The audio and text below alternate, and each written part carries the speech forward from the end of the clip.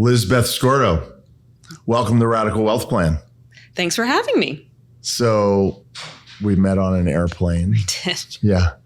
And we talked about real estate, go figure. So tell me, you're a journalist, right? Yes. So give me a little background. Most of my career, I've been a journalist.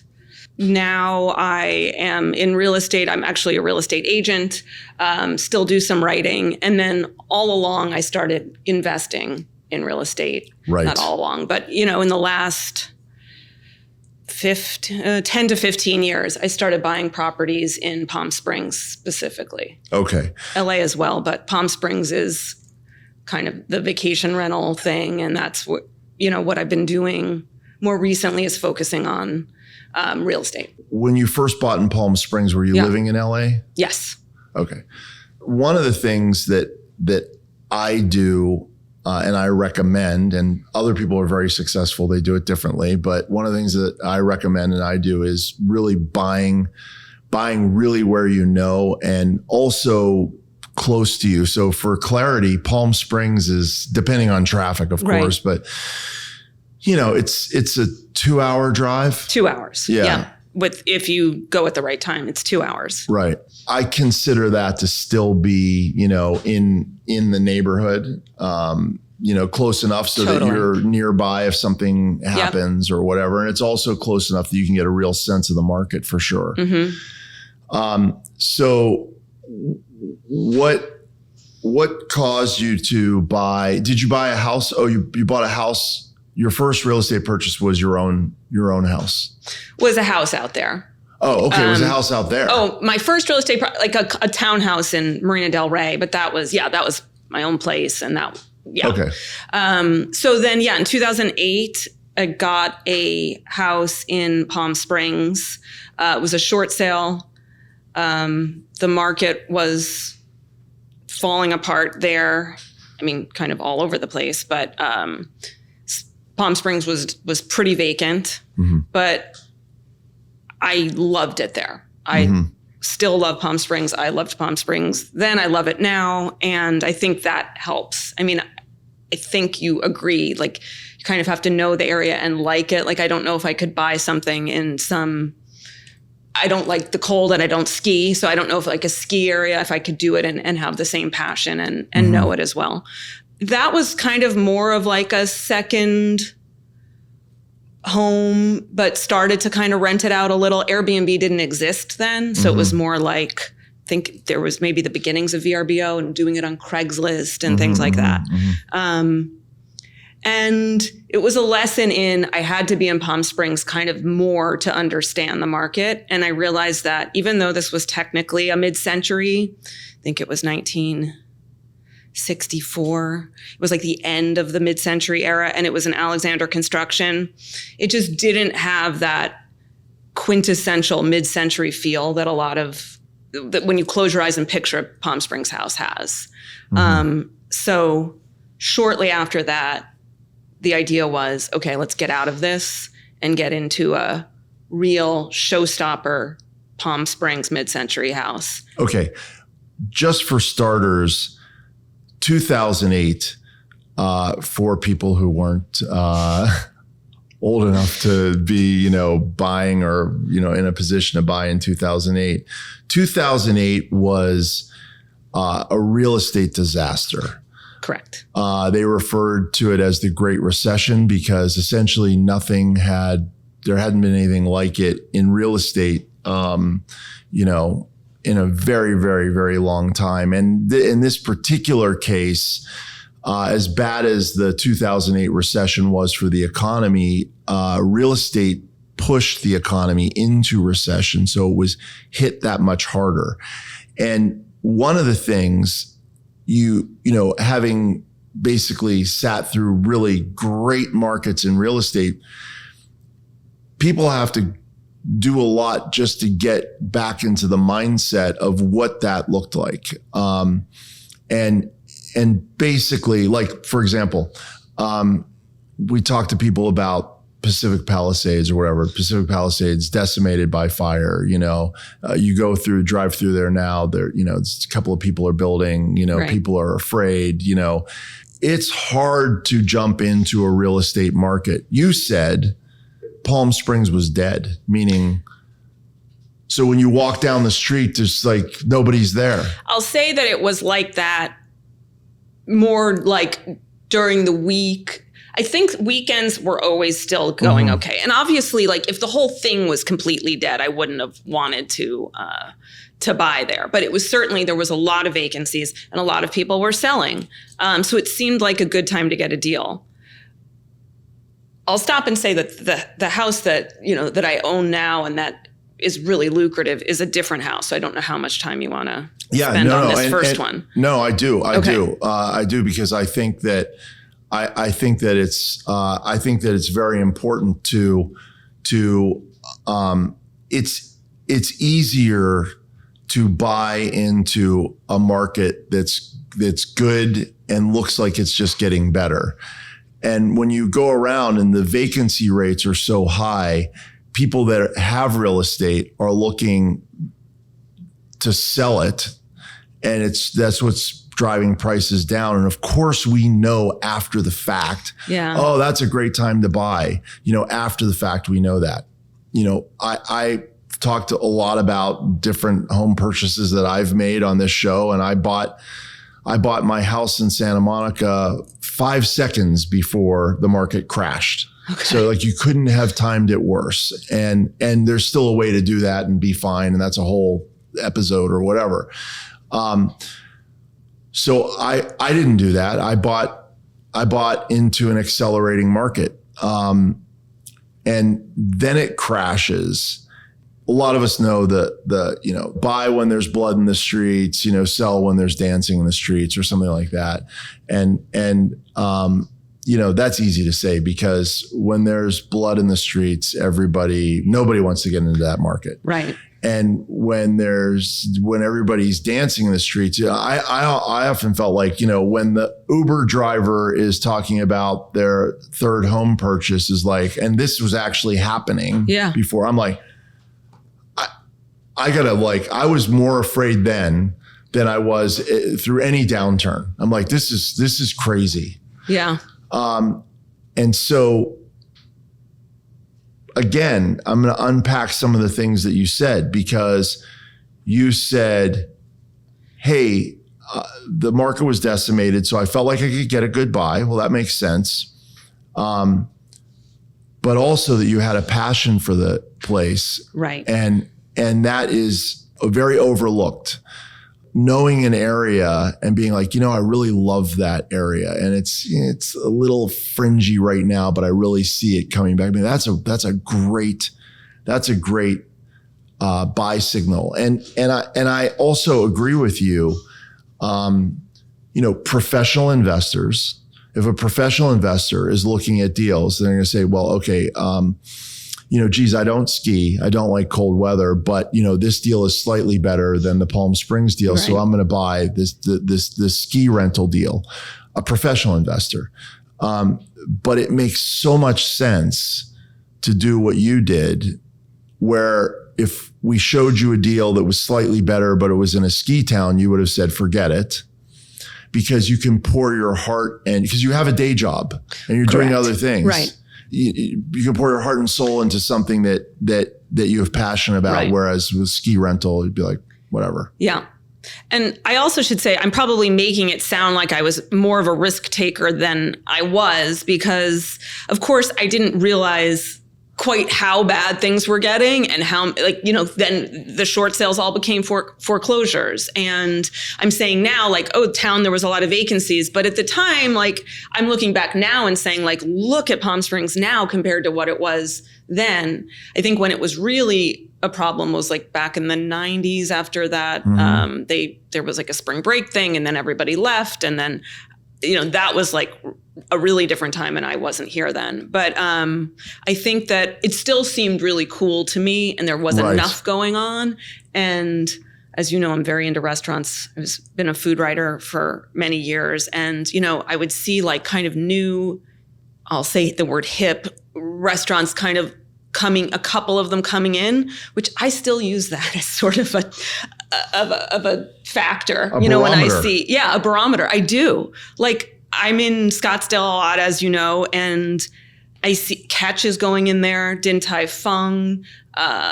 They opened an Elefante, and I see these like LA. Now that's not going on in Palm Springs, but I see those kind of brands in like a Scottsdale, and it makes me think. It's an interesting sign. So I think it's a brilliant sign. Again, something that I've talked about before is you can look around and, good friend, co-author of my book, lives in Austin, and he would drive me to the airport when I would go to Austin sometimes. And on the way to the airport, from downtown Austin to the way to the airport, in between, it's like there are areas that are a disaster, and we're driving over the years. And then I started seeing like, hey, wow, there's the organic coffee shop, or there's the like cool restaurant, or there's the whatever. And I said, hey, maybe this is where you should be buying. And he's like, are you crazy? This is like you could buy crack on the street still here, right. And there's and prices are going up. Like, there's no way. This is a terrible, but those are really good signs.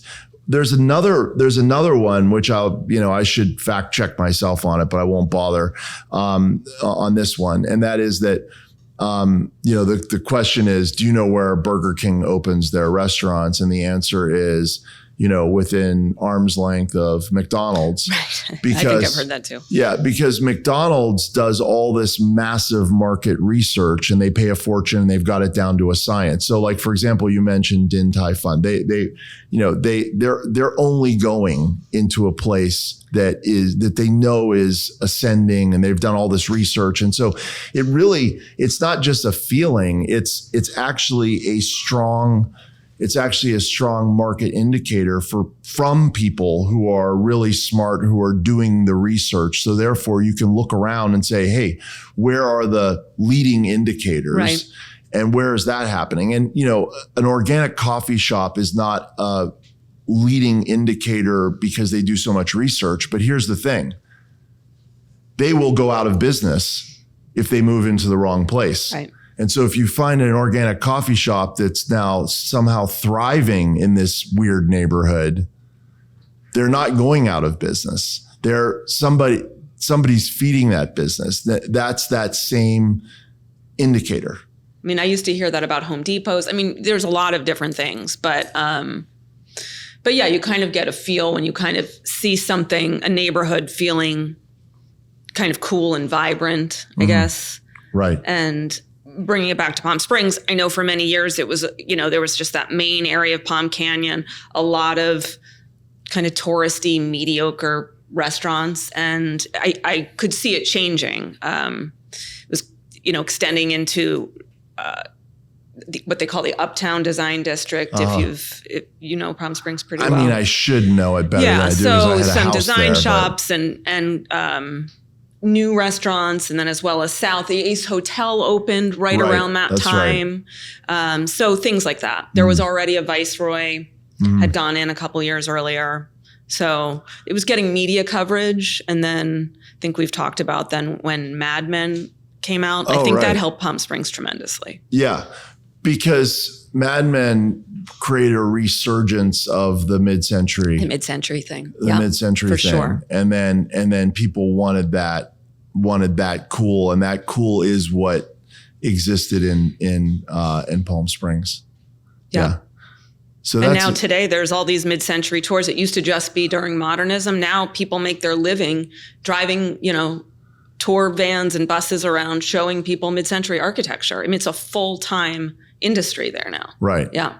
Which is cool. And it does help if you're into restaurants, and now it's becoming a restaurant mecca, and you're into mid-century modern architecture, and it's becoming this mecca there, that, that's the thing. Right. And it's like, to use your example of, hey, I wouldn't do it in a ski town.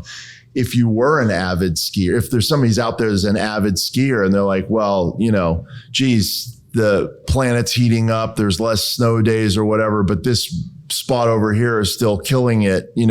That might be an interesting place to go. And then in the meantime, when you have a vacancy, you can have your friends out. I know like you have the friends party or the girls weekend or whatever. For sure. Yeah. I mean, that was the original plan, was to use it. And then now it kind of changed. I was out there full time for a few years. And so it's really, if you can also use it, I think about that sometimes when I'm kind of looking at revenue and how I'm doing. It's like, I can't forget that, I use it sometimes. I have a community of friends out there. Mm-hmm. I have my birthday party there every year. I have my family out there for Christmas every year. Mm-hmm. So it's that too. And I mean, I love using it. I get strange analogies come to me, so maybe this will make sense, maybe it won't. One of the things that I do to de-risk an investment is I'll look at like, okay, well,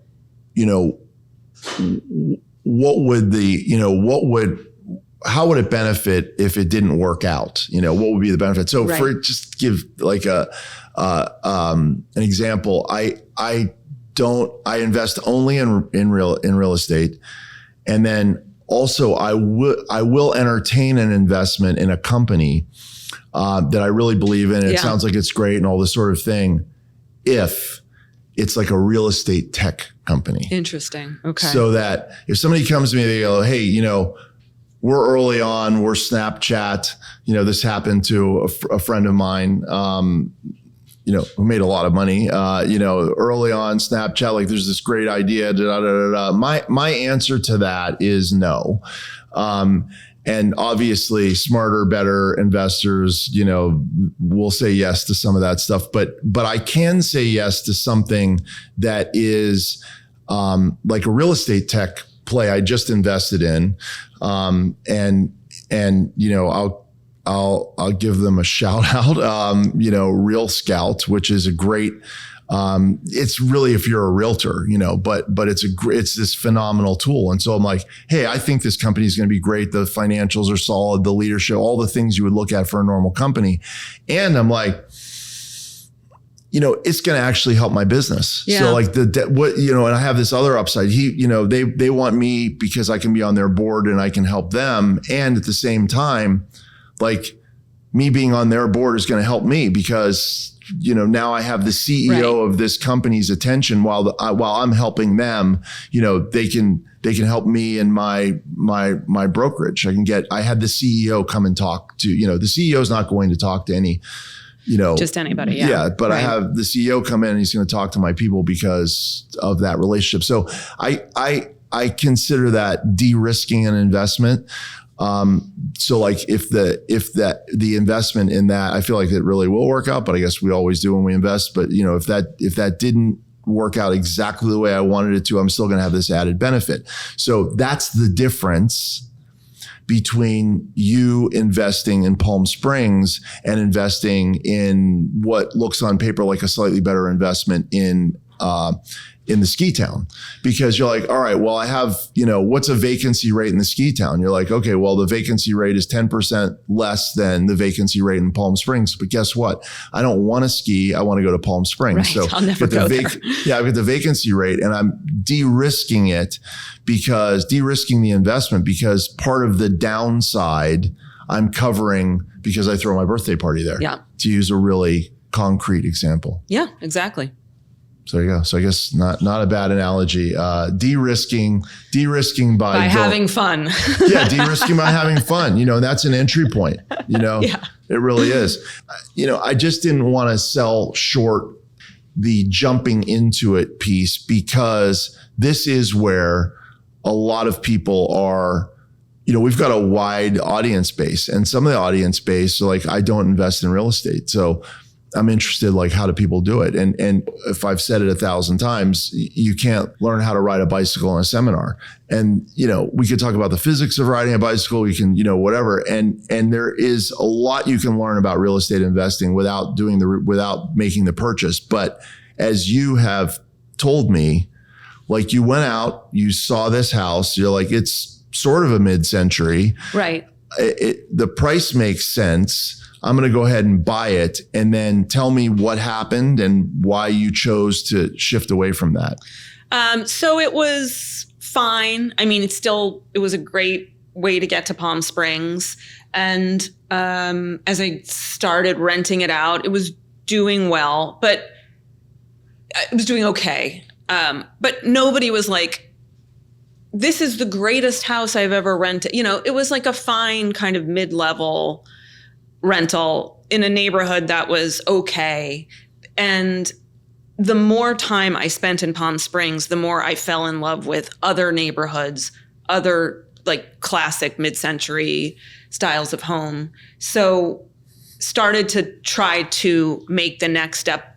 And I didn't want to get out of Palm Springs, but I wanted a different house. And by then we were able to afford something a little more. And in the end, we sold this house that I had paid $280,000 for like $305. And how did that put some money into it? A little, yeah. A little bit. Like very little, like out, you know, put a spa in, maybe changed out a couple of appliances, but nothing huge. Mm-hmm. So yeah. And how long did you own the first one? Like 3 or 4 years. Okay. Yeah. So at this point, we're now looking at like 2011, 2012. And you were making okay money from it. It was not really a business, an Airbnb or a vacation rental. It was just kind of supplemental at that point. But I mean, were you better than break even on your expenses, or were you break even on your expenses? Yeah, I think it was just covering the house probably. Yeah. Okay. That's why I love to like take that information and just like break it down, because there's pieces in there that could get glossed over. So you buy something for $280 at a short sale, which is like the short sale is a steal. Yeah. So now you buy something at a short sale. And the guy had paid like $380 or $390. I remember that. And it was countrywide. Right. Okay. So, you know, that's a big spread, huge spread. So now you're really buying a steal, and, you know, the thing is covering, which also means you're doing, by the way, I would argue sort of mathematically you're not covering, because if you're covering the expenses, you know, you're still dealing with people, with tenants. Correct. It's a nightmare, and you're changing this, and the plumbing didn't work, and you get the call, and it's a lot of hassle. And you held it for 3 to 4 years. You bought it $280. You put a few dollars into it. You held it for 3 or 4 years, and then you exit at $305. Yeah. So not, it's like barely break even, because by the time you pay the realtor fees and the transfer tax and the whatever, and the money that you put into it and all that sort of thing. Okay. Tell me about the house that you bought. Why did you buy it? How much was it? So you get the 305 on the exit. Yeah. And now it's a few years later, have a bit more money to spend, and did not want to spend over 500. Decided I could something in the 400s, 300s, 400s, right? And this house was listed. So I looked at many mid-century homes, put another offer in on a short sale. They took so long to get back that by the time it had gone down. So it wasn't even like that was still my offer, right? It was like things like that. And it was a long time ago, so I don't remember exactly how many offers. I think I was in escrow in like one other place. This place pops up, and it was at $465. I remember that. And it was a foreclosure, a true foreclosure. Yeah, with a bank and an agent who I don't think he was from there. I'd never heard. It was everything about it was kind of weird. The people they had made some terrible design decisions for this mid-century house, and it was vacant. The pool was empty. So I think that helped a little in that it didn't show, like it probably lost a few people who couldn't see through it. Of course, yeah. even like something and I should know more than I do about this kind of thing, but even an empty pool is bad because when you don't have water in the pool, you don't have the equipment going. And like when you see the empty pool, it's like could be a complete disaster in terms of getting it going.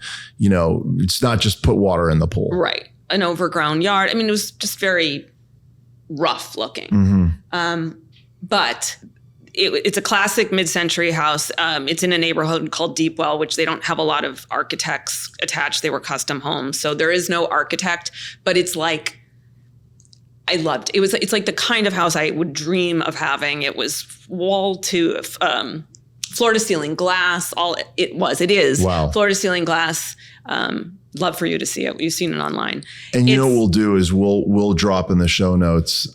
Maybe it'll drive your occupancy rate up. But we'll drop a website for it. Yeah, I have a website. I have an Airbnb listing. It's called Mod Mesquite. I have an Instagram. I'm not good with social media. I should do more with it. But we'll help you with that. So Mod Mesquite, right? Modern Mesquite.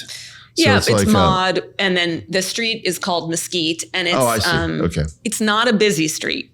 But for Palm Springs, it's a through street. It connects Sunrise and Palm Canyon. And I think this house, 50 yards away around the corner would have been asking more. I think some people maybe were iffier on the street, but it's quiet. It's a great street. And so, eventually, so they got multiple offers because it was priced really well. And I ended up purchasing it for $530,000. Wow. Okay. So after, foreclosure and all that stuff wrong with it, bad design, decisions, which, can wreck a mid-century, pool's empty, that can be a disaster. And you end up, you've got to do this overbidding, right? Yeah. Which made me very nervous, but what made me okay with it was that someone had paid $900,000 for it. Oh, wow. Okay. So it's like, wow. No matter what happens. Wow. Okay. Yeah. I thought you were going to say that, sometimes when in a bidding situation, I'll look around and I'll see who else is bidding. I'll be like, wow, these are really smart developers, and they're bidding it up. So, I feel some safety in that. I've done that before. If you're bidding against consumers, that's not a good indication. But if you're bidding against people that really know their thing, that can. I wasn't in real estate at the time. I didn't have. I probably had no idea. Yeah, but you are looking at, and so back to the you can't learn how to ride a bicycle in a seminar.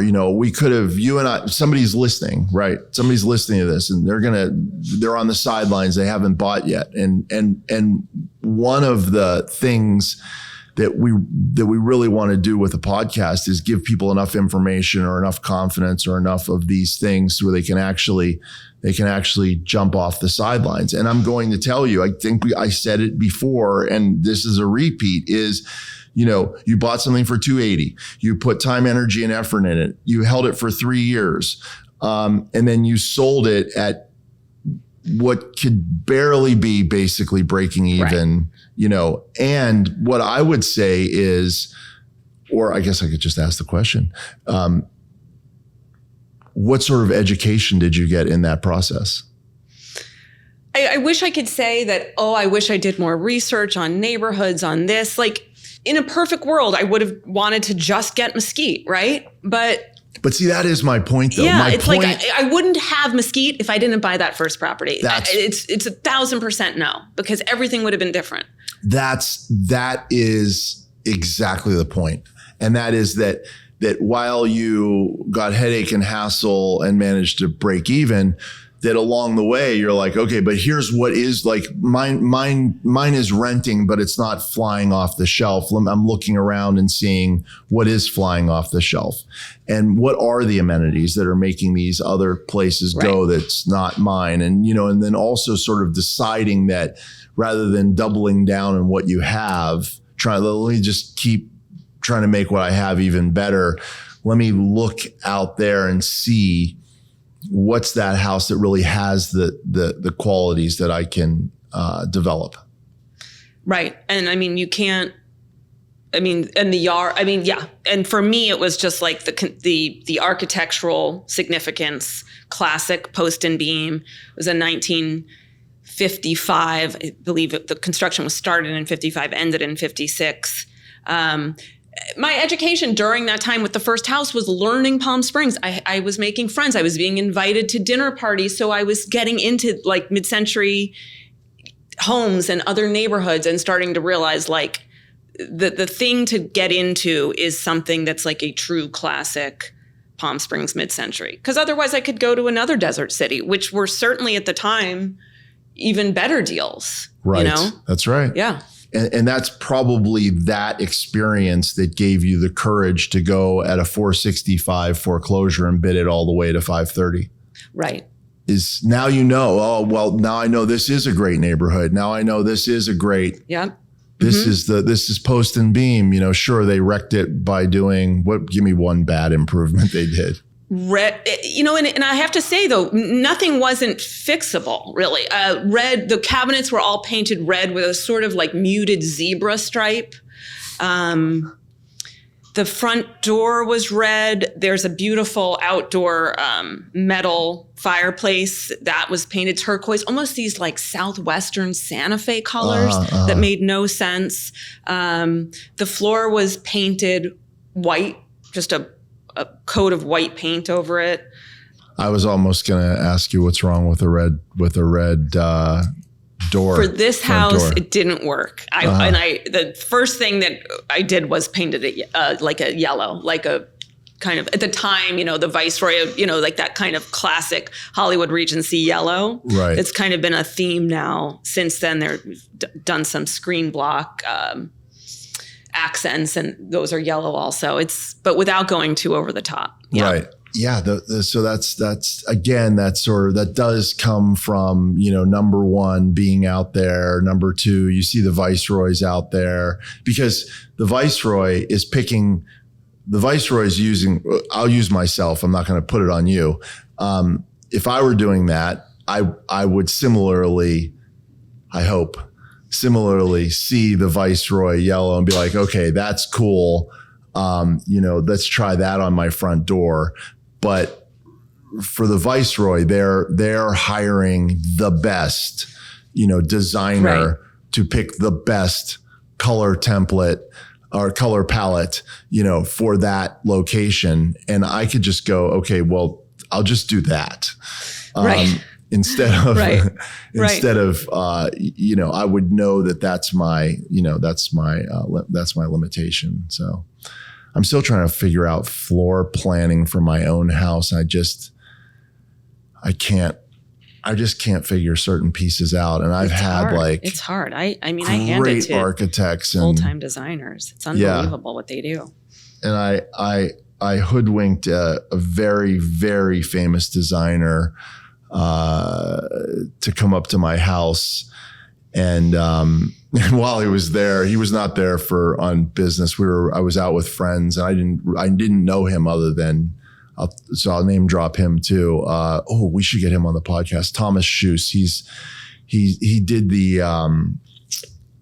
that really cool weed store with Woody Harrelson on I've heard of Santa Monica Boulevard. And then there's a restaurant, Nora, next door. And and when you go in, you're just like, the design is amazing. He did all those designs. I met him,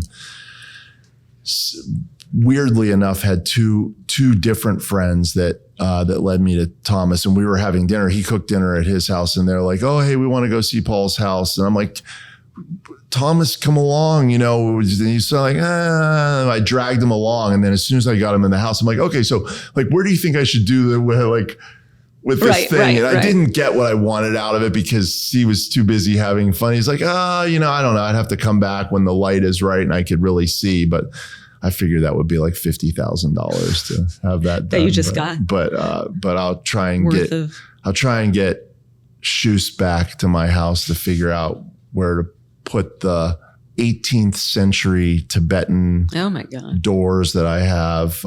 Where's that going to go in my house? So I have a couple of ideas, but I'm not sure. So now you're into the new house for 530. What about like credit scores and what kind of, you're buying out of foreclosure, what do you know about buying out of foreclosure? It was, for the buy side, it didn't seem like it was that much different other than the bank was the seller. I mean, it was... What do you know about regular buying? I hear like there's like foreclosure, there's short sale negotiators or whatever, but you're saying as a buyer, it doesn't really matter. No, at that point, everything was, I don't know what would happen if but at that point it was like the people were out, it was foreclosed on, the bank was the seller. So yeah, there was nothing unusual.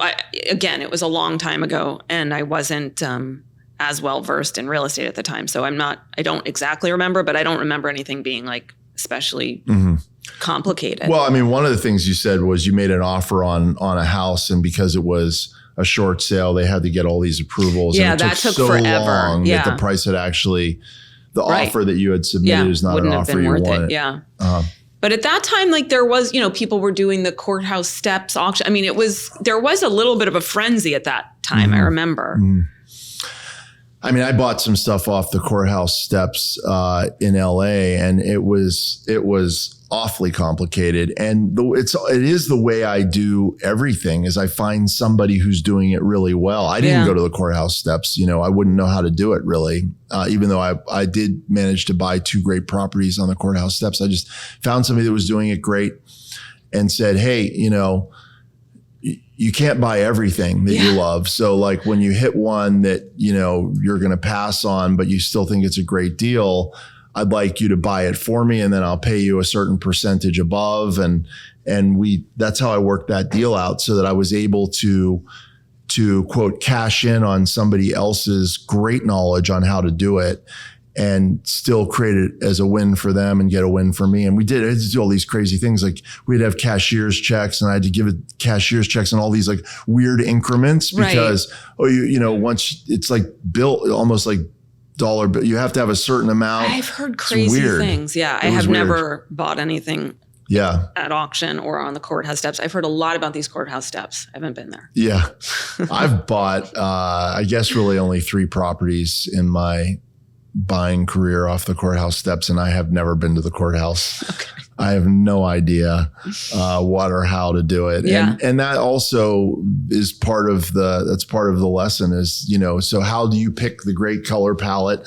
You don't have to be an expert designer. You don't have to hire an expert designer. You look at the Viceroy, which is open nearby, or, Yeah, no, that's what I was doing. Or drag Thomas Shoes to your house, which was not effective, by the way. Mm-hmm. But we'll get him on the podcast, and then I'll shoot I'll shoot the podcast episode at my house. From your house, just happens to be at your house. That one. Yeah, I tried. We just shot Michael Muller, who's a famous photographer, and I one of the funny moments we had was I showed you the photo that he took of me, and you're like, who's this person? Because it was such a good photo, and you weren't sure that you were sitting next to the same person. But I did try, and before I really became friends with him and actually got him to shoot my photos, I tried to trick him into taking a photo. I'm like, hey, let's take a selfie. He's like, sure. I'm like, oh, okay, here, you're the photographer. Why don't you hold the the phone? And he was just like, I don't shoot on on cell phones or whatever. That's probably but anyway, that was my first shot at a Michael Muller photo with me in it. But wow. So now you're at 530 and take me through. Okay. There's been such fits and starts of different work. It's not like I bought some fixer and like did it. It's just like over the years incrementally. And I couldn't even tell you because this is not for the podcast. It's so good. I'm not great with, I don't have any record. I do somewhere, but like, I couldn't tell you like, how much have you put into it over the years? I don't know. I really don't. But see, I do think that's an important thing. I also think that's an important thing to share because somebody, I was giving advice to somebody that was going to start their own business, and they were working for somebody else, and their dad's a CPA, and she's like, well, thanks for your business advice, but I'm just not I'm just not ready to do it because she didn't have her sort of dad's accounting level idea of the P&L. I'm like, well, who says you have to have that? Right. So there's a lot of things that people find scary. And also the other interesting thing too is that you just shared is that when you went into the $530,000 house, I do know, because you just said it, one of the first things you did was change the color of the front door because that was, so not fitting. But the rest of it, a lot of it, and I'm sure you had to fix the mechanics, but then you did a lot as you went along. Yeah, as I went along. And it's interesting that you say about the person with the P&L, because I'm not, great with that. But I did a flip project a few years back with a partner out there. And I can tell you what I put down, what I spent, every single thing. Like I have it because that was the point of it, was to sell it and make, X dollars. But on this, since it's, a long time hold and has been my house for so long, again, lived there for a few years in the middle of it. It's not like that, so I don't look at it like that. I mean, now I just keep track of what I'm making on the vacation rental side and what I need to do to keep it up. And I think what really sets the house apart is you walk in and it does not feel like a vacation rental. And I think you go, well, what does a vacation rental feel like? And it's, what it, if something is just a vacation rental, it can feel worn. It feels like everything is from IKEA or something like that. Not that IKEA is bad, not that I don't have some pieces from IKEA, but it feels like an amazing mid-century house that you would live in. And I think that's what impresses guests the most. And that's, people just want to feel like they are getting a good value, even if it's very expensive. And I think that's across the board. I mean, there's certain Airbnbs that are just made for, I guess, partying or groups or whatever, to feel like vacation rentals. The owners are just straight up investors, but that's not this. You are getting an authentic experience, I think. Correct. Is to what you're talking about. So I'm going there and I'm going out to have this sort of Palm Springs moment, right? Whether it's, I'm going to go out with my friends, we're going to have a guys weekend in Palm Springs. We really want the Mad Men experience. That some people do rent it just because they're mid-century buffs. Yeah. And it's not, if you were to go with a professional management company, they want a TV in every bedroom. They have all of these requirements. I don't have any TVs in the bedrooms. That's not, you're not here to watch TV in theory. So I've got a really, really robust collection of vintage cocktail glasses, vintage glassware, something from the Bob Hope Open from the 70s. And people come over and they're like, you just leave this out for people? Yeah, I do.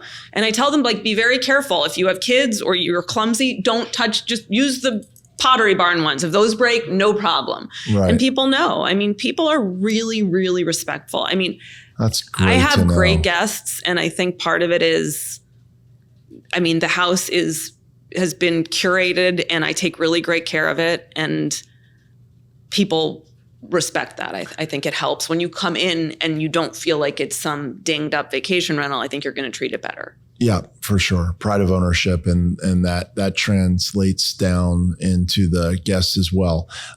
What percentage of your bookings is through something like Airbnb, and what percentage is, they found you somehow on your website, or they were referred to you, or they're a past guest?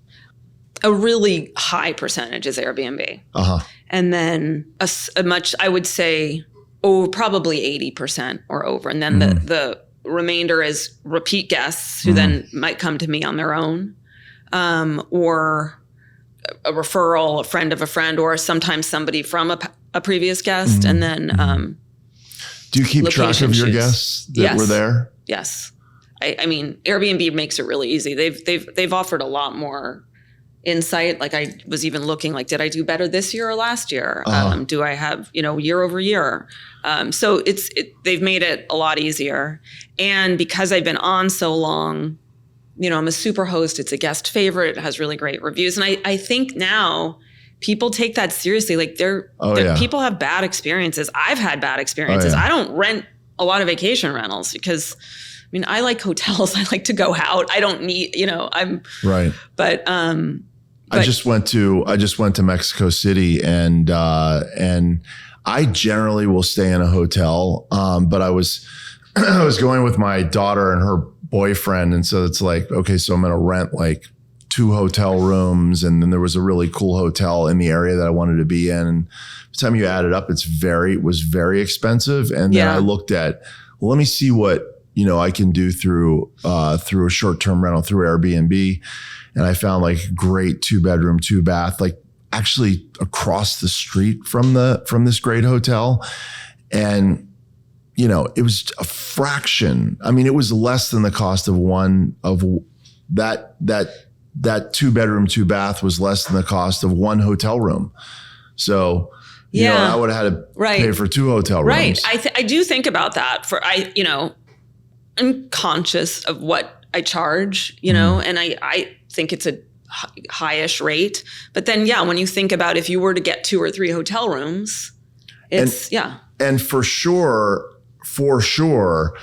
I did not want to go for the least expensive because I was already saving a bunch of money. I wanted to make sure I did go to a super host. I did like check the ratings. I checked, all this stuff and there was stuff that looked very similar that was less money. And I'm like, I just can't risk that. Right. So so there's that benefit. And then, lo and behold, I find myself being like a mediocre guest because I'm like, where's the Wi-Fi? And they're like, it's in the check-in materials. I'm like, where are the check-in materials? So I did turn out being that guest a little bit, but we gave them a great review. Well, that makes a difference. And I think because the longer Airbnb is around, the more sophisticated users are going to be about it. So it's like, why wouldn't I go if all things being equal or a little bit more, why wouldn't you go with a super host? Why wouldn't you go with a guest favorite? Sure. Yeah. Okay. So then, and you've done, like you said, you did a house flip, but now you're sort of learning more and more about Palm Springs. That's what enables you to start doing some of these other deals. Yep. And then currently you have one more or 2 more rentals? So I had 2 condo rentals in Palm Springs during this period that I've now sold. They were just like at the time looking back, I wish I had gotten one. I mean, we're talking about like $100,000. These condos were, wow. And so as things kind of changed, I held them for a few years and got rid of them. In a perfect world, looking back, I wish I had waited and put all that money into one because you think about the amount of work it is, But yeah, so currently the rentals that I have is one short-term rental in Palm Springs, and then I have another place in LA in the Arts District, and we can talk about that too. And that's a 30-day or more, but it's a furnished rental. So I typically get anywhere from 1 month to 4 or 5 months. Yeah. And how do you rent that one out? Do you use Airbnb also? Yep. For that? Pretty much Airbnb. I'll put it on it's a 300 unit building in the Arts District. So I'll put it on the Facebook group there. Are you catering to the digital nomads and are you trying to put amenities that somebody's going to find? Yeah. useful? I mean, that building is great for somebody who's coming in to work. I get like somebody who's coming to work on CSI, on the East Side or something. I don't know where different studios are, but somebody who's coming in to work at CSI. I've had the past 2 summers, I've had 2 individual female interns, gals come. Somebody was interning at Hudson Jeans, which is in the Arts District. The other one was, and their parents are just paying for it for the summer. I've had, believe it or not, I've had 2 different older retired couples rent it. For months at a time. And it's like, it's never who I would have thought would want that building. But one, they were renovating their condo in Santa Monica. And they're like, we just want to live somewhere else for these months. We'll never live downtown. So we'll just do it. And then another, cool. They lived on a houseboat and they needed a place in between or something. And they came for like 6 months. And these are people like in their 70s. I was really surprised at that. And then right now I have a guy who's like, I'm from San Jose. I want to live in LA and I want to try out different neighborhoods. And he came for a month and extended for another month. And the next guest I have, she's coming to scout for the Olympics. Wow. So there's, and by the way, what a smart idea, to scout neighborhoods before buying. I mean, I tell people that as a real estate agent all the time. I'm like, if you want to move from Manhattan Beach to Sherman Oaks, get an Airbnb for a week in Sherman Oaks and see how it feels at night and everything. I don't know why people, it seems like such a genius thing to do. Yeah. I'm going to take that. That is a genius idea. I'm going to take that idea because. And then just give me a referral fee and that's fine. I like it. That is a great idea because the amount of time that the amount of time that you're going to spend, it's sort of a side note, but the amount of time that somebody's going to spend in a house is a lot. And, how much time do they spend in the house before they buy it? It's like not a lot. And I had a client that's looking, near the Venice Beach, and I went down there at 11 o'clock at night, and it was a disaster where he wanted to rent, and I'm like, you can't rent there. He did rent there, but you got to go at night. You got to go during the week at rush hour. It's so important. But so the Arts District Loft is a very different play than Palm Springs. I'm not printing money on that. That's covering it, and I'm making some. But I bought that just as a whole because I'm bullish on the Arts District and because of the restaurants. I just feel like with that many nationally covered and Michelin star restaurants in one area, something's going to have to happen. Yeah. No, I totally agree. What are the Michelin star restaurants in downtown LA? Well, my favorite restaurant down there is Bavel, and I love Girl and the Goat. The Michelin star one, Camp 4 is one, and then the other one at the Row, I think it's called Kato. That's like a Japanese. And then Chris Bianco, the famous pizza guy from Phoenix. This was his first outside of Arizona pizzeria. I have to try that. Oh, that's at the Row. Bestia. There's a Death & Co., which is like world's greatest bar there. Yeah. Yes. Bavel, Bestia, Girl and the Goat. I've been to all of those a bunch, but I have not been to any of the ones you said are Michelin star. So I have to try that. I want to try the pizza thing for sure. Yeah, that's good, great. Good times. So I get that too. So you're saying, hey, I bought this because I'm bullish on the art. By the way, I'm bullish on the Arts District too. I think it's going to happen. Yeah, I think so too.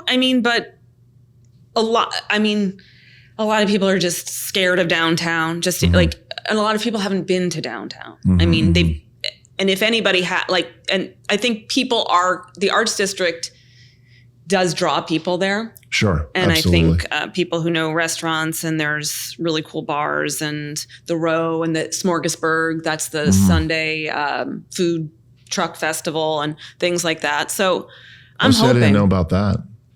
Yeah, where have you been? I know. Somewhere. It was started in Brooklyn. Yeah. So that's a kind of a fun thing. But I'm fingers crossed on downtown. How long have you owned it for? I thought it would shoot up, honestly, more than it has by now. I got that 3 years ago, early 22, because it was like during the COVID craziness, and it was like the one area that, people were doing price drops. There were no multiple offers. Things were sitting. You could, go in lower. And so we'll see. Yeah, no, I think a buy and hold there is just a matter of time for sure. And the building is beautiful. There had been an assessment and they redid the pool, and it's like a resort style pool with cabanas and a gym and on the roof. And it's just a gorgeous building. And I mean, everyone who stays there is really happy. The building is an HOA, so I can't rent for under 30 days anyway. But I don't know how well it would even do if I could. Like, it seems to be more of a somebody wants to come and stay for a while. Yeah. Yeah, that's cool. And just to give an idea, what, if you can, like what percentage of your expenses? So not forget about the business side of it, not the business side of it. So the net that you receive from your rentals covers what percentage of your cost, your personal cost of living? Probably like 50%. And it depends on the year. Could be less. Right. Yeah. Of course. Depends on your spending. Yeah. Oh, I was thinking rentals, but you're right. Yeah. It depends on how many Porsches I'm buying that year. Yeah. There you go. So do you have an idea or a plan to go from 50% to 100%, or?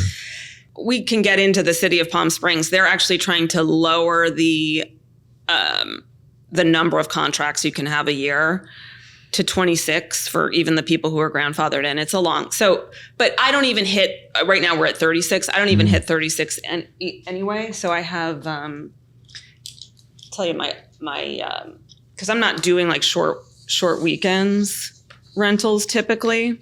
So my average night stay, I looked it up for 2024, was around 4 nights. So, I'm not doing like 2 nights or 1 night or anything like that.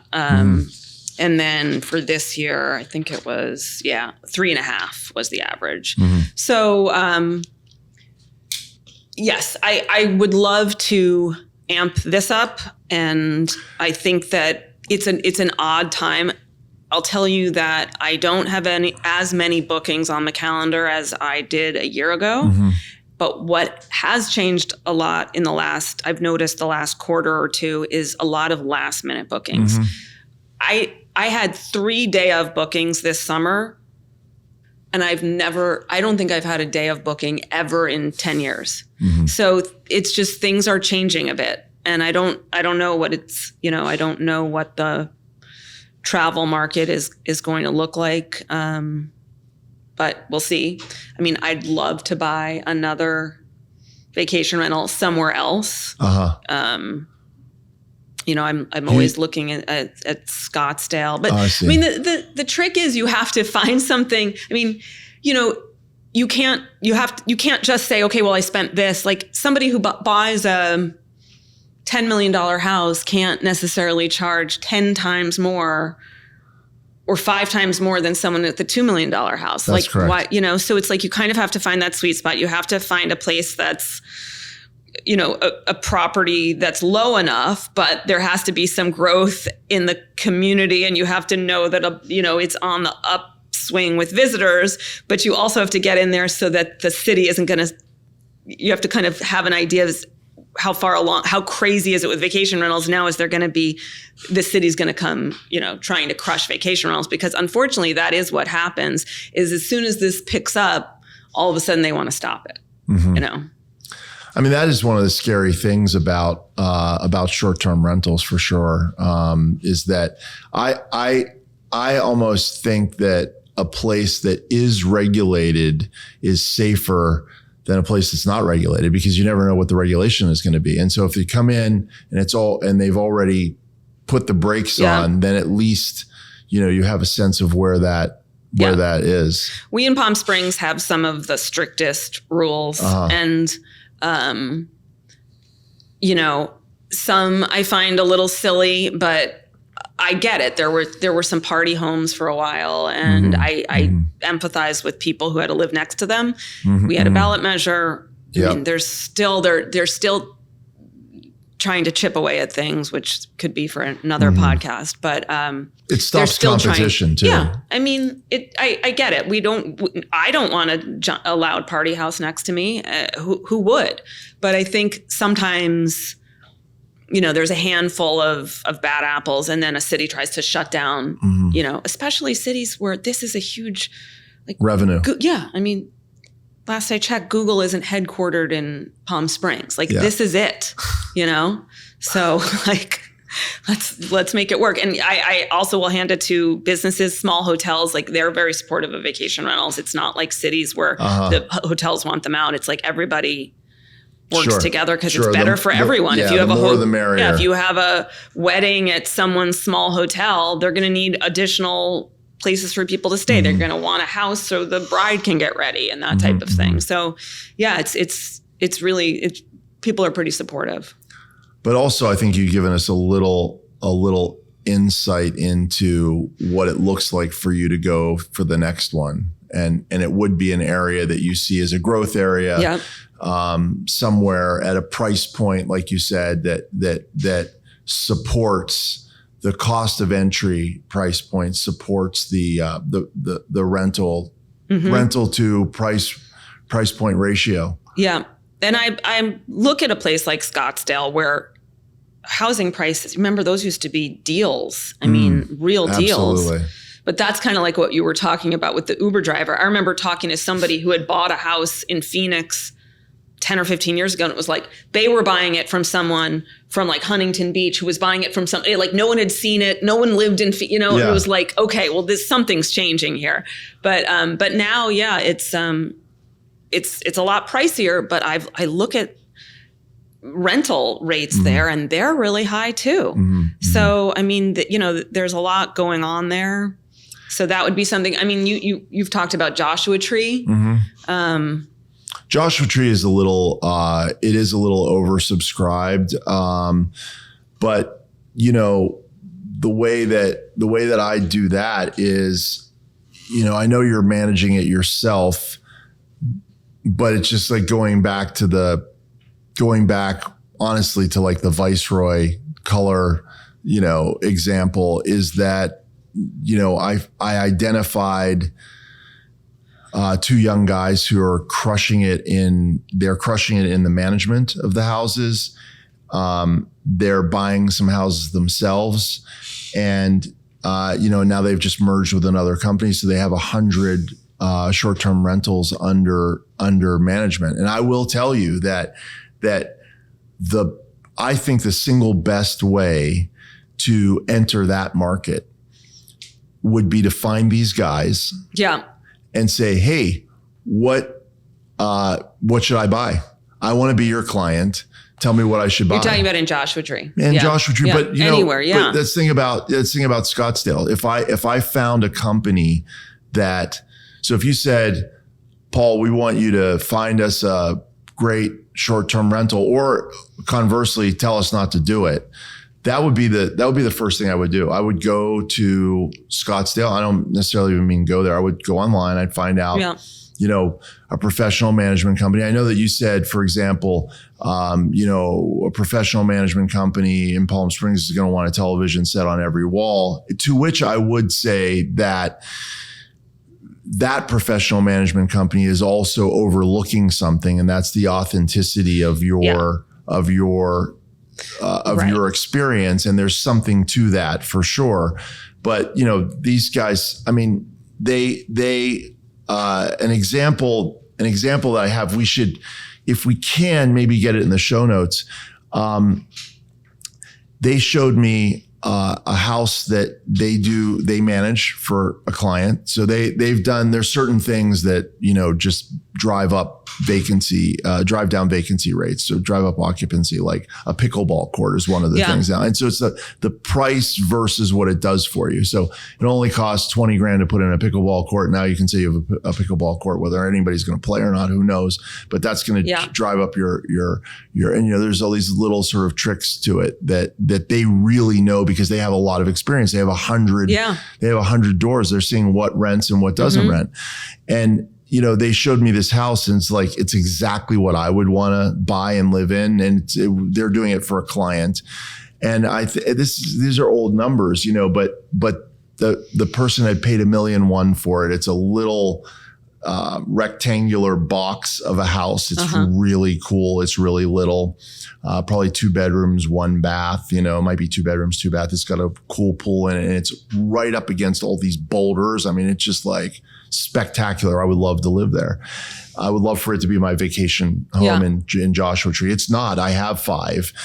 That's not it. And they show me the math on that, and the math that they show me, and they go, okay, it's doing pretty good, right? And then they show me math on one that they bought, and they bought, in exactly the right place, and the place was a dump, and they didn't restore it to the level. They didn't restore it to the level that this house was. And so basically they paid, half. Yeah. They paid half, including the improvements. They're probably into it for $700,000 instead of $1.1 million, and they're getting like 90% of the rental income. Yeah. And so admittedly, I would prefer to own that cool rectangle. Right. Yeah. But they're, and they won't talk you out of it. If you're like, hey, I want to own the rectangle. Well, that's the thing. Yeah. A 1-1 house in Joshua Tree would be hard to rent for whatever you need to cover and make a good profit on. I don't know. I don't know Joshua Tree as well. Well, there are crazy things that I would never know without asking them. Well, I'll give myself a plug that as a real estate agent, I work with buyers in Palm Springs and La Quinta and other areas. And I think value I bring is when people are looking for, because there's agents that don't even know that there's like vacation rental caps in certain neighborhoods. They don't know that you have to get a special permit if you have a 5-bedroom. I know it like top to bottom. So for me, if you were like, hey, I'm looking for a vacation rental in Palm Springs, I've got my eye on this house, like, this really cool house. I could say, well, here are some of the problems or not. So you could do that, find an agent in any city or any market who knows it firsthand, who owns a vacation rental. I think it's such a great idea. And it's not just because we're in the realtor industry. One of the things I talked about, I think on the last episode or whatever, is that if I'm not paying full commission, I can absolutely do a deal myself, which I don't. I would have somebody that's very detail oriented help me, that's on staff. I could do a deal for myself for free. Very well with the help of somebody else. And therefore I could save the commission. And what I said on my last episode was, if I'm not paying full commission, I'm not getting a good deal, period, full stop. And, that's another story. Watch the previous episode, to get that, I asked 10 realtor friends for advice when I bought my own house. And the one realtor that I absolutely listened to completely was the realtor who knew that area like the back of his hand, and also represented a lot of developer clients, and also had done development himself, because I was buying a great value in what was a poorly done house. And so I needed to know, first of all, I brought my team in, and, what does it cost to get it back to where it should be? And then I had to ask somebody who knew that area, knew developers, et cetera.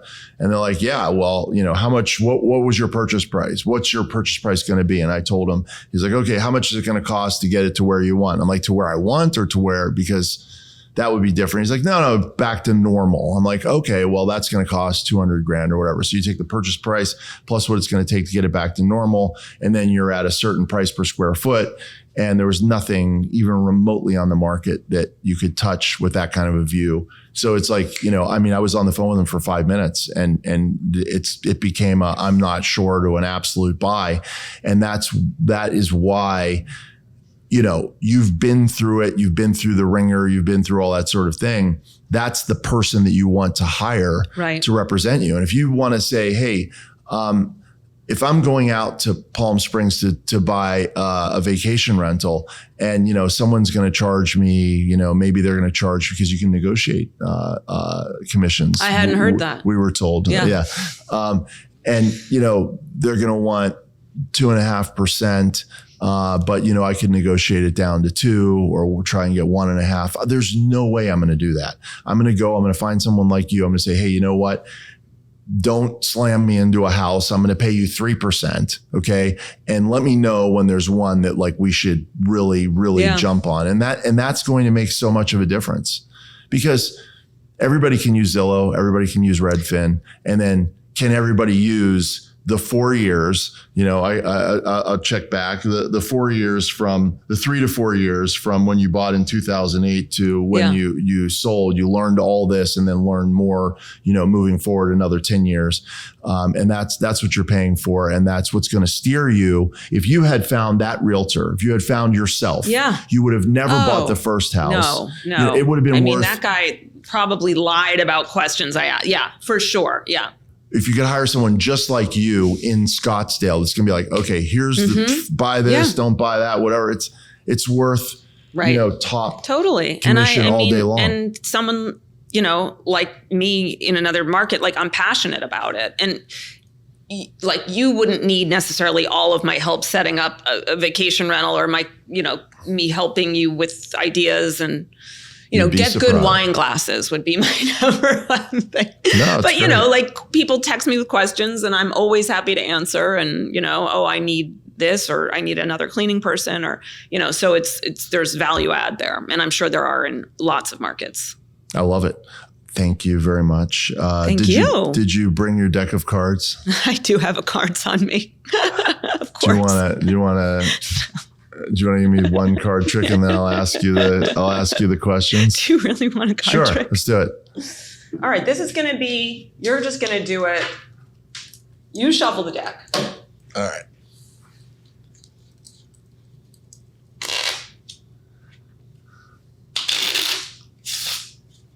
I just did that to impress. Yeah, very nice. Take 9 cards out, any 9. So when I met Lizbeth on the plane, she did mention that side hobby was being a magician. That's right. Yeah. I So she gave a card game. So yeah, that's right. Sorry. We have lots of people on Apple Podcasts. Thank you for that. And they're not going to be able to see this. So I just was given a deck of cards. That's right. I did shuffle them. I did a pretty decent job shuffling. Take 9 out. Sorry, take 9 out. Thank you. And by the way, audience thanks you to shove me. While you take 9 out, I was going to say, I didn't know that I didn't believe you were the big shot you were, because I don't know if you know, he was in a middle seat in economy on a cross-country flight. So, something had gone wrong. On me, right? Okay.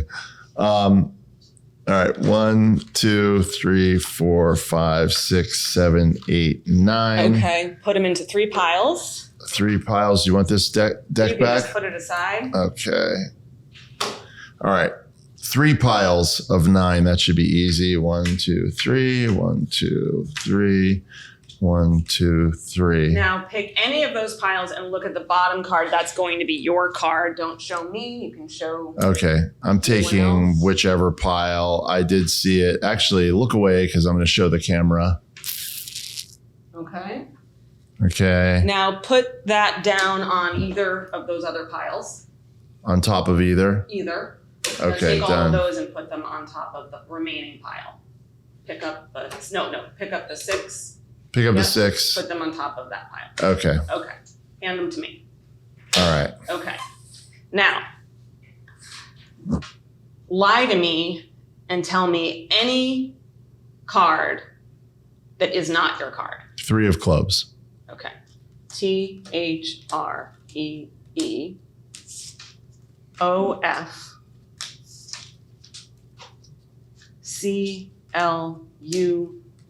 CLUES.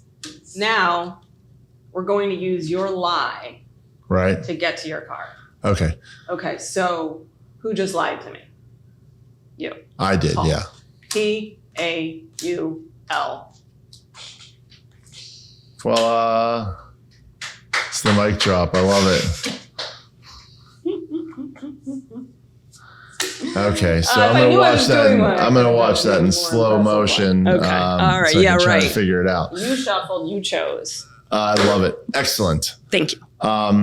Okay. So thank you for that. I hope I was the first person on your show to do a magic trick. Okay. Absolutely. So now I'm going to do fire round, which is ask you these really amazing, wonderful, deep questions. And you just tell me what comes. Each one of them could be a long thing, but I'll just ask you, answer, and then let's rock and roll. Okay. What's your idea of perfect happiness? Oh, gosh. Appreciating everything that I have. I'm from New Jersey. I always wanted to live in California. Both my parents are here, family. I have great friends and I have an amazing dog. So I have to remember that I should be really thankful, and that would be perfect happiness. What's your greatest fear? Getting stuck in an airplane bathroom. So small. What's the best compliment you've ever gotten? I'd have to think about it. But I did have a client who we had this whole crazy deal, and he was like, you're the only person who kind of I felt like was a human person on my level the whole time. And I do try, no matter where I am, like I always try to be down to earth. I think I'm pretty easy to talk to. What's an insult you've received that you're proud of? You are too tough. What's the trait? Or you seem like you're from New Jersey. What's the trait you most deplore in others? Huge ego and being dismissive of other people. What's the trait you most deplore in yourself? I am disorganized. I work on it every New Year's and it seems to never get better. Which talent would you most like to have? I would like to be a good enough magician to join the Magic Castle, to audition and join. So right now, that's what I want to do. What's your greatest extravagance? Equinox. I keep going even though I raise but I go all the time. I love Equinox. I never thought I would spend this much on a gym. What's your most treasured possession? The ashes of my 2 dogs who are no longer with us. One of the many, many nice things about LA is there's great hiking trails. And so you go up this kind of strenuous hike, you get all the way to the top and you look down and you see your family and your friends and your clients, colleagues, your community, and you shout one thing. What do you shout?